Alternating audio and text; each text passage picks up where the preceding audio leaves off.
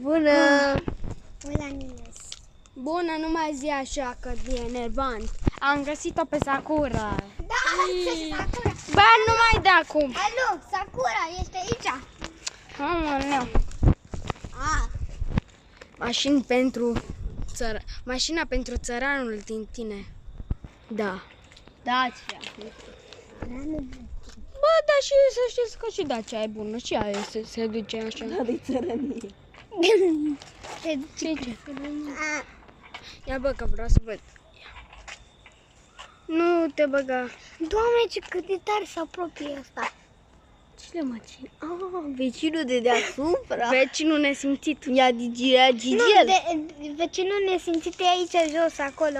Da, a venit să vă arăt și al doilea vecin nesimțit. Ia veniți. Haideți să alergăm, haideți să alergăm. Acum alergăm, să știți. Uitați. Haideți. Aici locuiește Cristi. Aici locuiește Cristi, prostul, cel pe care mă ajută. Da.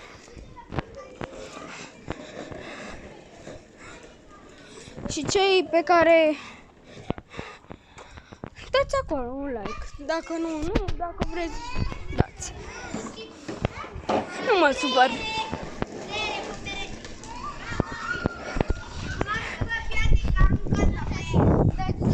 Unde? Care, bă? Nu-l vezi? Fă-i poză. Uite.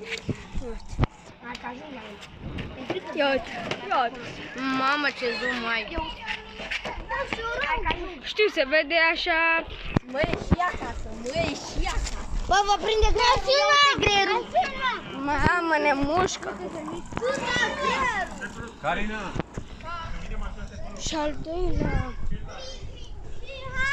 al doilea vecin nesimțit ăla nu ne lasă să vorbim. Da. Mihai, vino să filmezi greierul. L-am filmat! Arată ca un băț verde putrezit. Un băț verde dehizat. Nu mai spune că am citit povestea. Am găsit și tigaia. Unde e tigaia? Tigaia este bună. La prăjit ce faci în fața mea, Elinca? Prăjit. Bă, asta e cea mai de lux mașină, vă zic eu. Vă recomand. BMW-ul nu e bun de nimica. Dar Dacia. Aia cea mai bună, ce să mai. Sau ba nu, Trabantul. Să știi că e prima mașină aia.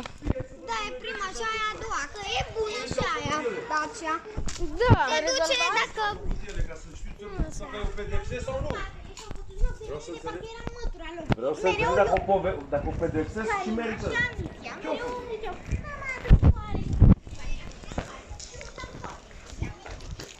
Da, acum.